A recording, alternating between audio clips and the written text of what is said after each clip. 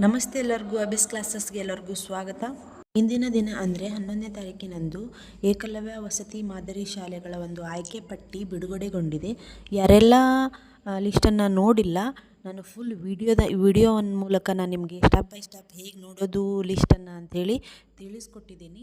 ಈ ವಿಡಿಯೋ ಕೆಳಗಡೆ ಆ ವಿಡಿಯೋ ಲಿಂಕ್ ಹಾಕಿದ್ದೀನಿ, ದಯವಿಟ್ಟು ಹೋಗಿ ಫುಲ್ ವಿಡಿಯೋನ ನೋಡಿ ಹೇಗೆ ಲಿಸ್ಟನ್ನು ನೋಡುವುದು ಅಂಥೇಳಿ ಸ್ಟೆಪ್ ಬೈ ಸ್ಟೆಪ್ ವಿಡಿಯೋದಲ್ಲಿ ಹೇಳಿದ್ದೀನಿ ನಾನು.